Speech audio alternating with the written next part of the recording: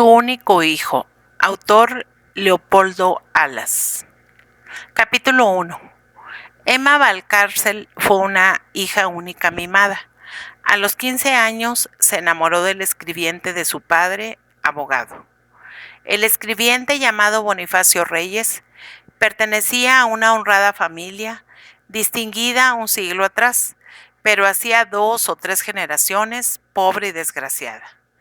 Bonifacio era un hombre pacífico, suave, moroso, muy, muy sentimental, muy tierno de corazón, maniático de la música y de las historias maravillosas, buen parroquiano del gabinete de lectura de alquiler que había en el pueblo. Era guapo a lo romántico, de estatura regular, rostro ovalado y pálido, de hermosa cabellera castaña, fina y con bucles, pie pequeño, buena pierna, esbelto, delgado, y vestía bien sin afectación, su ropa humilde, no del todo mal cortada. No servía para ninguna clase de trabajo serio y constante. Tenía preciosa letra, muy delicada en los perfiles, pero tardaba mucho en llenar una hoja de papel y su ortografía era extremadamente caprichosa y fantástica. Es decir, no era ortografía. Escribía con mayúsculas las palabras que a él les daba mucha importancia, como eran amor, caridad, dulzura, perdón, época, otoño, erudito, suave, música, novia, apetito y otras varias.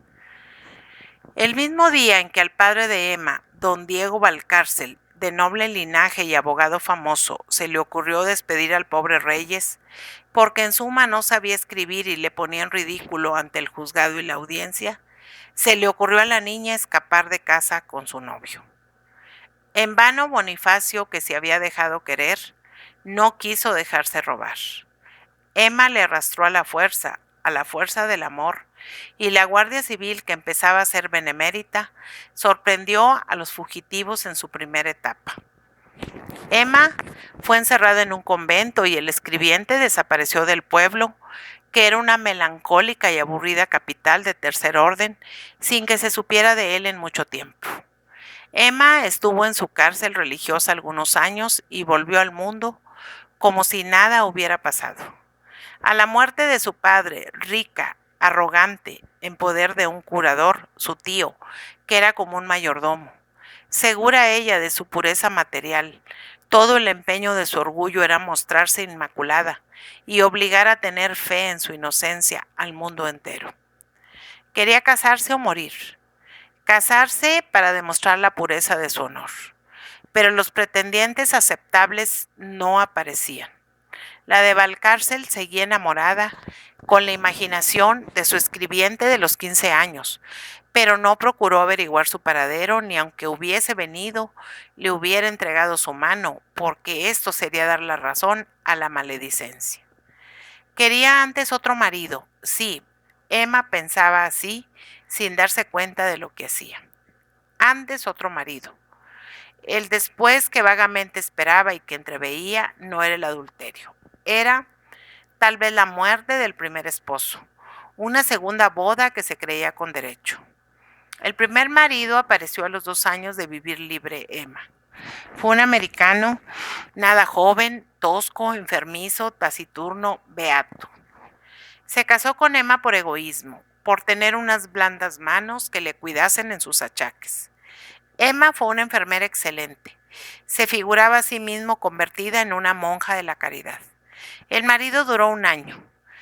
Al siguiente año, la de Valcárcel dejó el luto, y su tío, el curador, mayordomo, y una multitud de primos, todos Valcárcel, enamorados, los más en secreto de Emma, tuvieron por ocupación, en virtud de un ukase de la tirana de su familia, buscar por mar y tierra al fugitivo, al pobre Bonifacio Reyes. Apareció en México, en Puebla. Había ido a buscar fortuna y no la había encontrado. Vivía de administrar mal un periódico que se llamaba Chapucero y guanajo a todo el mundo. Vivía triste y pobre, pero callado, tranquilo, resignado con su suerte, mejor sin pensar en ella. Por un corresponsal de un comerciante amigo de los Valcárcel, se pusieron estos en comunicación con Bonifacio. ¿Cómo traerle? ¿De qué modo decente se podía abordar la cuestión? Se le ofreció un destino en un pueblo de la provincia, a 3 leguas de la capital. Un destino humilde, pero mejor que la administración del periódico mexicano. Bonifacio aceptó. Se volvió a su tierra. Quiso saber a quién debía tal favor y se le condujo a presencia de un primo de Emma, rival algún día de Reyes. A la semana siguiente Emma y Bonifacio se vieron y a los 3 meses se casaron. A los 8 días la de Valcárcel comprendió que no era aquel el Bonifacio que ella había soñado. Era, aunque muy pacífico, más molesto que el curador mayordomo y menos poético que el primo Sebastián, que la había amado sin esperanza desde los 20 años hasta la mayor edad. A los 2 meses de matrimonio, Emma sintió que en ella se despertaba un intenso, poderosísimo cariño a todos los de su raza, vivos y muertos. Se rodeó de parientes, hizo restaurar por un dineral multitud de cuadros viejos, retrato de sus antepasados, y sin decírselo a nadie, se enamoró a su vez en secreto y también sin esperanza del insigne don Antonio Diego Valcárcel Meraz, fundador de la Casa de Valcárcel, famoso guerrero que hizo y deshizo en la Guerra de las Alpujarras. Armado de punta en blanco, avellanado y cejijunto, de mirada penetrante y brillando como un sol, gracias al barniz reciente, el misterioso personaje de lienzo se ofrecía a los ojos soñadores de Emma como el tipo ideal de grandezas muertas, irreemplazables. Estar enamorada de su abuelo, que era el símbolo de toda la vida caballeresca, que ella se figuraba a su modo, era digna pasión de una mujer que ponía todos sus conatos en distinguirse de las demás. Este afán de separarse de la corriente, de romper toda regla, de desafiar murmuraciones y vencer imposibles y provocar escándalos, no era en ella alarde. Pedantesca vanidad de mujer extraviada por lecturas disparatadas. Era espontánea perversión del espíritu, prurito de enferma. Mucho perdió el primo Sebastián con aquella restauración de la iconoteca familiar. Si Emma había estado a 3 dedos del abismo, que no se sabe, su enamoramiento secreto y puramente ideal la libró de todo peligro positivo. Entre Sebastián y su prima se había atravesado un pedazo de lienzo viejo. Una tarde, casi a oscuras, paseaban juntos por el salón de los retratos. Y cuando Sebastián preparaba una frase que en pocas palabras explicase los grandes méritos que había adquirido amando tantos años, sin decir palabra, ni esperar cosa de provecho, Emma se le puso delante. Le mandó encender una luz y acercarla al retrato del ilustre abuelo. Sí, os parecéis algo, dijo ella, pero se ve claramente que nuestra raza ha degenerado. Era él mucho más guapo y más robusto que tú. Ahora los Valcárcel sois todos de alfeñique. Si a ti te cargaran con esa armadura, estarías gracioso. Sebastián continuó amando en secreto y sin esperanza. El guerrero de las Alpujarras siguió velando por el honor de su raza. Bonifacio no sospechaba nada ni del primo ni del abuelo. En cuanto su mujer dio por terminada la luna de miel, que fue bien pronto, como se encontrase él, demasiado libre de ocupaciones, porque el tío mayordomo seguía corriendo con todo por expreso mandato de Emma, se dio a buscar un ser a quien amar, algo que le llenase la vida. Es de notar que Bonifacio, hombre sencillo en el lenguaje y en el trato, frío en apariencia, oscuro y prosaico en gestos, acciones y palabras, a pesar de su belleza plástica, por dentro, como él se decía, era un soñador soñoliento y hablándose a sí mismo, usaba un estilo elevado y sentimental que ni de él se daba cuenta.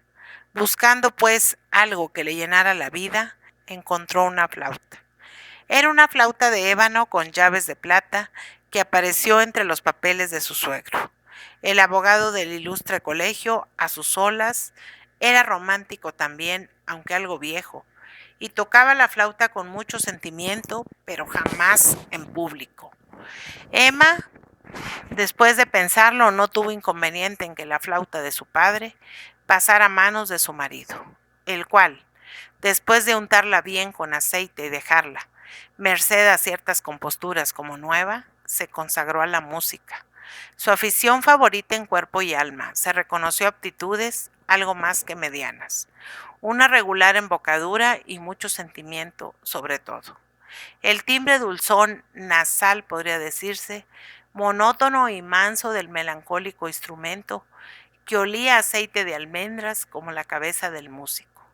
Estaba en armonía con el corazón de Bonifacio Reyes. Hasta la inclinación de cabeza a que le obligaba el tañer, inclinación que Reyes exageraba, contribuía a darle cierto parecido con un bienaventurado. Reyes, tocando la flauta, recordaba a un santo músico de un pintor prerrafaelista. Sobre el agujero negro, entre el bigote de seda de un castaño claro, se veía de vez en cuando la punta de la lengua limpia y sana. Los ojos azules claros, grandes y dulces, buscaban, como los de un místico, lo más alto de su órbita, pero no por esto miraban al cielo, sino a la pared de enfrente. Porque Reyes tenía la cabeza gacha como si fuera a embestir. Solía marcar el compás con la punta de un pie, azotando el suelo. Y en los pasajes de mucha expresión, con suaves ondulaciones de todo el cuerpo, tomando por quicio la cintura, en los allegros, se sacudía con fuerza y animación extraña en hombre, al parecer tan apático. Los ojos, antes que diga, y atentos nada más a la música, como si fueran unos capullos de algodón, empezaban por darle vida a la música.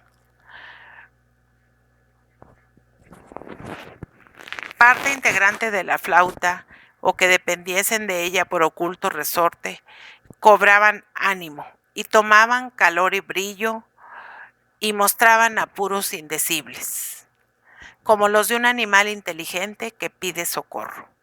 Bonifacio en tales trances parecía un náufrago ahogándose y que en vano busca una tabla de salvación. La tirantez de los músculos de su rostro, el rojo que encendía las mejillas, y aquel afán de la mirada, creía Reyes, que expresarían la intensidad de sus impresiones, su grandísimo amor a la melodía, pero más parecían signos de una irremediable asfixia.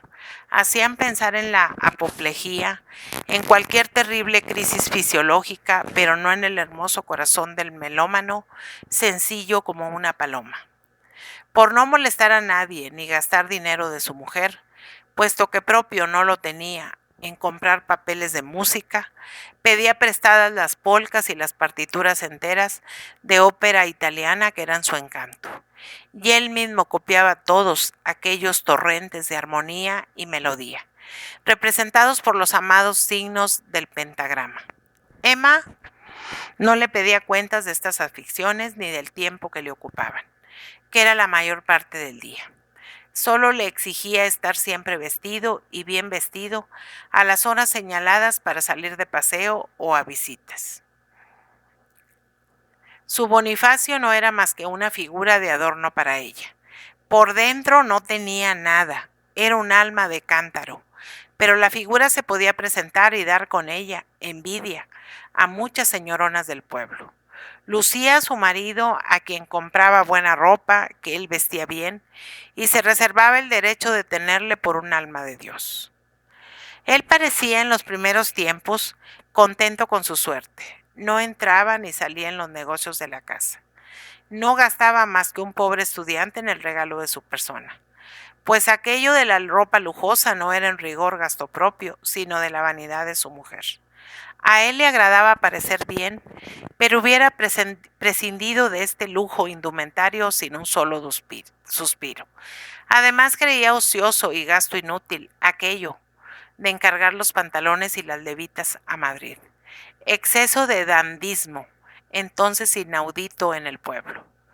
Conocía a él un sastre modesto, flautista también, que por poco dinero era capaz de cortar no peor que los empecatados artistas de la corte.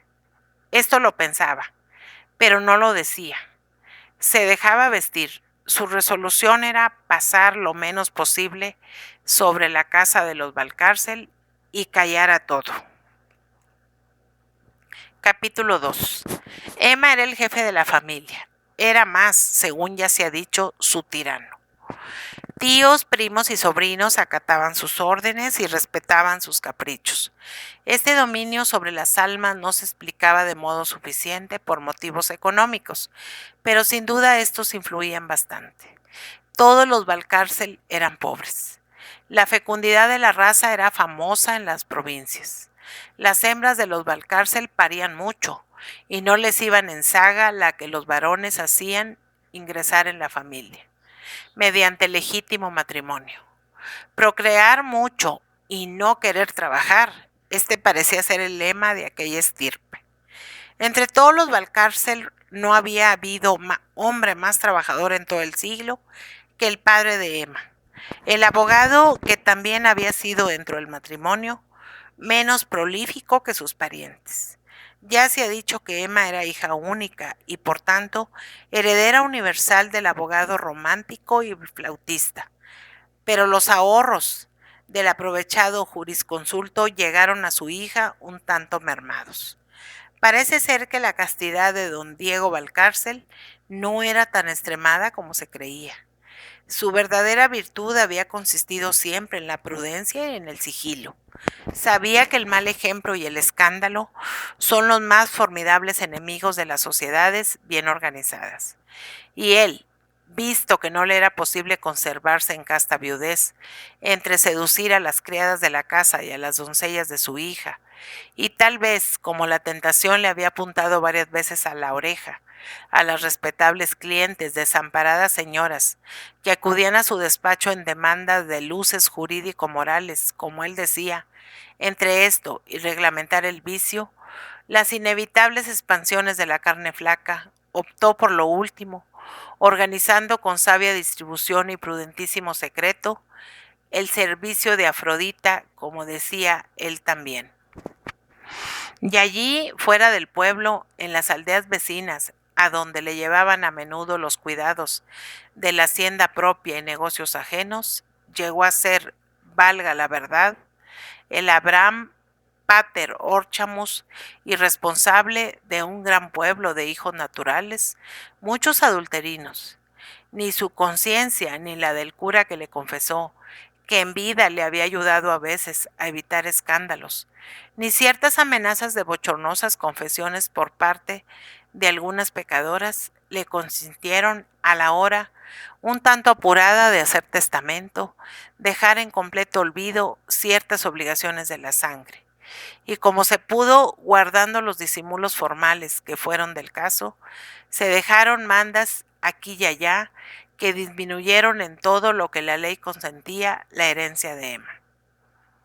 No fue esto lo peor, sino que, previa consulta del mismo director espiritual, don Diego había hecho antes, subrepticiamente, muchas enajenaciones intervivos a que, muy a su pesar, le obligó el miedo al escándalo, que era su gran virtud, según se ha dicho.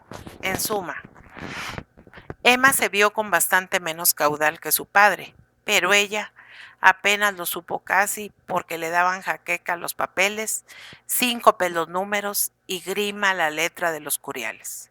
Allá, el tío decía siempre que se trataba de intereses. Ella no entendía de nada más que de gastar. Bien hubiera querido don Juan Nepomuceno, antes curador de Emma y actual mayordomo, sacudir todas las moscas que en forma de parientes zumbaban alrededor del mermado panal de la herencia. Mas no era esto hacedero, porque el entrañable cariño que a los Valcárcel, pretéritos y presentes y futuros, había cobrado la sobrina, exigía que la hospitalidad más generosa acogiera todos los suyos. Don Juan tuvo que contentarse con ser el único administrador de aquella prodigalidad gentílica, pero no llegó su influencia a evitar el despilfarro, ni siquiera a conseguir que redundara solo en provecho propio la generosidad excesiva de su antigua pupila. Emma, que tuvo un mal parto, salió de una crisis de la vida, lisiada de las entrañas, con el estómago muy débil y perdió carnes y ocultó prematuras arrugas. Mas no podía esconder un brillo frío y siniestro de la mirada, antipático como él solo. En aquel brillo y en la expresión repulsiva que le acompañaba, se había convertido el misterioso fulgor de aquellos ojos que habían cantado a la guitarra varios parientes de la enfermucha mujer nerviosa, irascible, de aquellos parientes enamorados, los más en secreto, tiempo atrás, cada cual según su temperamento, hizo su corte Emma, que cada día despreciaba más a su marido, a quien solo estimaba como físico, y sentía más vivo el cariño por los de su raza. Reyes comprendía bien que sin culpa suya se iba convirtiendo en el enemigo de sus afines, enemigo vencido y humillado gracias a que su mujer le entregaba indefenso, atado de pies y manos, a cuantos parientes quisieran hacer de él un pandero. Los Valcárcel, oriundos de la montaña, habían bajado a las villas de Las Vegas y de la llanura a procurarse una vida más holgada y muelle, y por todo recurso acudían al expediente de buscar matrimonios de ventaja, seduciendo a los ricachos de pueblo con pergaminos y escudos de piedra labrada. Allá en los caserones de los vericuetos y a las tiernas doncellas con las buenas figuras de arrogante vigor y señoril gentileza que abundaban en la familia. Casi todos los Valcárcel eran buenos mozos, aunque no tanto como el abuelo heroico, esbeltos pero de palabra tarda, ceño adusto, voz ronca, trato oscuro y orgullosos sin disimulo. Distinguíase también por su apego exagerado a la capa, cuyo uso era excusado la mayor parte del año en los poblachones bajos, templados y húmedos, donde solían buscar novias. Algunos llevaron su audacia sin dejar la capa a extender sus correrías de caballeros pobres hasta las puertas de la misma capital de la provincia. Y por fin, don Diego, el padre de Emma, el genio superior de la familia, sin duda alguna, entró en la ciudad sin miedo. Fue estudiante, emprendedor y calavera, y al llegar a la mayor edad y tomar el grado, cambió de carácter de repente. Se hizo serio como un colchón, abrió cuarto de estudio, acaparó la clientela de la montaña, aduló a los señores del margen, magistrados serios también y amigos de las fórmulas más exquisitas, hizo buena boda, salió de pobre, brilló en estrados con fulgor de faro de primera clase y sin perjuicio de ser romántico en el fuero interno y hasta de escribir octavillas en el seno del hogar y dejar válvulas de seguridad a los vapores del sentimentalismo en las llaves de la flauta, en que soplaba con lágrimas en los ojos, fue con todo el más rígido amador de la letra y enemigo del espíritu y de toda interpretación arriesgada e irreverente de la ley sacrosanta. Y no se ve cuenta que una sola vez tuviera la sala que dirigirle el más comedido apercibimiento. Ni de la pulcritud de su lenguaje en estrados se hizo la magistratura, sino lenguas, llegando en este punto a caer don Diego Valcárcel, valga la verdad, en cierto culteranismo, disculpable eso sí, porque mediante él procuraba que su elocuencia saliese como el armiño de las cenagosas aguas de la podredumbre privada, a donde le arrastraban en ocasiones las necesidades del foro. Alguna vez tuvo que acusar mal de su agrado a un sacerdote indigno de delitos contra la honestidad, o si bien en el fondo procuró estar fuerte, terrible, implacable. No hubo modo de que su lengua usase epítetos duros, ni siquiera enérgicos ni aun pintorescos, llegando en el mayor calor del ataque a llamar a su contrario. El mal aconsejado presbítero, si se le permitía calificarle así. Mal aconsejado, decía después don Diego, explicando el adjetivo. Esto es que yo supongo que el presbítero no hubiese caído en tales liviandades, a no ser por consejo de alguien, del diablo probablemente. Tenía el abogado Valcárcel que luchar en sus discursos forenses con el lenguaje ramplón y sobrado confianzudo que se usaba en su tierra y que aún en estrados pretendía imponérsele. Mas él, triunfante, sabía encontrar equivalentes cultos de los términos más vulgares y chabacanos. Y así en una ocasión, teniendo que hablar de los pies de un hórreo o de una panera, que en el país se llaman pegollos, antes de manchar sus labios con semejante palabrota, prefirió decir los sustentáculos del artefacto, señor excelentísimo. A estas cualidades que le habían conquistado las simpatías y el respeto de toda la magistratura unía el don no despreciable de una felicísima memoria para recordar fechas con exactitud infalible. Y así había más números en su mollera que en una tabla de logaritmos. Sí, llegó el apellido de los Valcárcel, gracias a don Diego, a un grado de esplendor que no había tenido desde los siglos remotos en que había brillado por las armas. Honra y provecho había ganado el ilustre jurisconsulto y de una u otra ventaja querían gozar los parientes que, por culpa de la fecundidad de sus hembras y de las afines, incurrían en un doloroso proletariado que amenazaba llenar de Valcárceles el mundo. No había matrimonios ventajosos que bastasen, con esta desmedida facultad prolífica, a sacar a la raza del temor muy racional de dar fin en la miseria.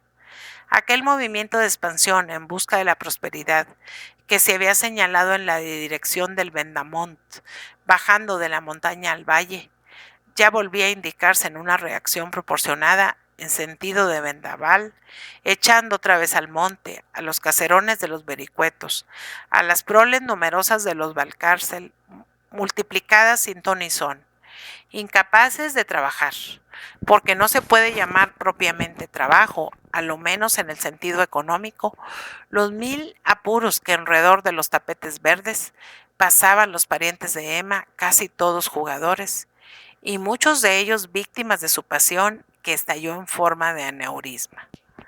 Muerto don Diego, los Valcárcel perdieron su único apoyo, y el movimiento de retroceso en busca de la montaña se aceleró en toda la familia.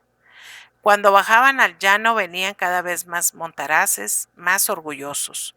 Su odio a la cortesía, a las fórmulas complicadas de la buena sociedad de provincia, se acentuaba. Cuanto más pobres se iban quedando, más vanidad solariega tenían y más despreciaban la vida en poblado y en tierra llana.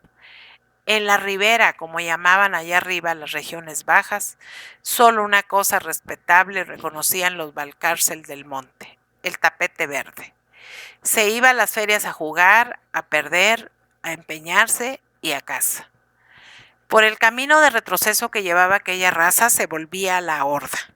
Era aquel el atavismo de todo un linaje. Por algún tiempo contuvo en gran parte tan alarmante tendencia el espíritu exaltado de Emma, el cariño gentilicio que en ella despertó con tan exagerada vehemencia. Sirvió para reconciliar a muchos de sus parientes con la civilización y la tierra llana. Las visitas a la capital fueron más frecuentes, tal vez porque eran más baratas y más cómodos. Ya se sabía que la casa del famoso y ya difunto abogado don Diego Valcárcel era, como a él la hubiera llamado si viviese, Genodoquia, Genones, o sea en cristiano, albergue de forasteros. Emma, que en algún tiempo había desdeñado, no sin coquetería, la adoración de sus primos y tíos, pues también tenía tíos apasionados. Ahora, es decir, después de haber perdido la flor de la hermosura, sobre todo la lozanía, por culpa del mal parto, gozábase en recordar los antiguos despreciados triunfos del amor y quería rumiar las impresiones deliciosas de aquella adoración pretérita.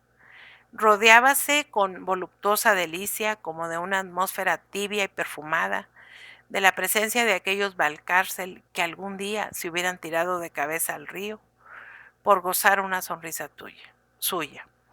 El amor, aquel en algunos de ellos, tenía que haber pasado por fuerza, so pena de ser ridículo, los años y la grasa, y la terrible prosa de la existencia pobre y montaraz de ahí arriba, habían quitado todo carácter de verosimilitud a cualquier tentativa de constancia amorosa. Pero no importaba. Emma se complacía en ver a su lado a los que todavía recordaban con respeto y cariño el amor muerto, y consagraban al objeto de tal culto todos los obsequios compatibles con el natural huraño y brusco de la raza montés. Aquellos cortesanos del amor pretérito, tal vez al rendir sus homenajes, pensaban sobre todo en la munificencia actual de la heredera de don Diego, única persona que aún tenía 4 cuartos en toda la familia. Pero ella, la caprichosa cónyuge del infeliz Bonifacio, no se detenía a escudriñar los recónditos motivos porque era acatada su indiscutible soberanía sobre los suyos. Es muy probable que ya ninguno de sus parientes viese en esa prima la belleza que en efecto había volado. Pero algunos fingían con mucha delicadeza en el disimulo ocultar todavía una hoguera en el corazón, bajo las cenizas que el deber y las buenas costumbres echaban por encima. Eva gozaba también sin darse cuenta clara de ello, creyéndolo vagamente, saboreaba aquel holocausto de amor problemático, con la incertidumbre de una música lejana que ya suena. No se sabe si en la aprensión o en el oído, lo que era un dogma familiar que tenía su fórmula invariable. Era esto que por Emma no pasaban días, que lo del estómago no era nada y que después de parir de mala manera estaba más fresca y lozana que nunca.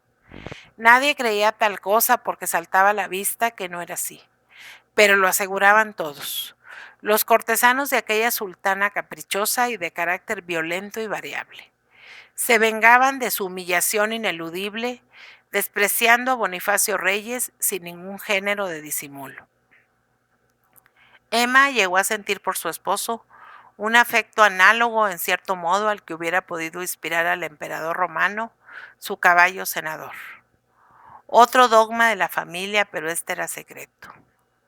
Era que la niña había labrado su desgracia uniéndose a aquel hombre. El primo Sebastián confesaba entre suspiros que el único acto de su vida, de que estaba arrepentido, y era hombre que se había jugado la hijuela materna a una carta, se remontaba a la época de su pasión loca por Emma. Pasión que le había hecho caer en la debilidad de consentir en dar todos los pasos necesarios para buscar, encontrar, emplear y cazar al estúpido escribiente de don Diego. Aquella debilidad, aquella ceguera de la pasión, no se la perdonaría nunca. Y suspiraba Sebastián, y suspiraban los demás parientes, y suspiraba Emma también, a veces, gozando melancólicamente con aquella afectación de víctima resignada que sufre por toda una vida las consecuencias desastrosas de una locura juvenil.